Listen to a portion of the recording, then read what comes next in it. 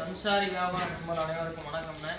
இப்போ நம்ம எங்கே இருக்கோம்னா பொள்ளாச்சி பக்கத்தில் எந்த ஊருக்கு சி கோபாலபுரம் பக்கத்தில் இருக்கோம்ண்ணே. நம்மகிட்ட கேட்டிருந்தாங்க ஒடியாட்டில் ஒரு 5 பொட்டைக்குட்டி கேட்டிருந்தாங்க, கன்னியாட்டில் ஒரு 5 பொட்டைக்குட்டி கேட்டிருந்தாங்க.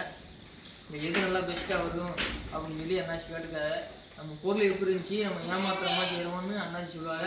அவர்கிட்டே கொஞ்சம் கேட்போங்க.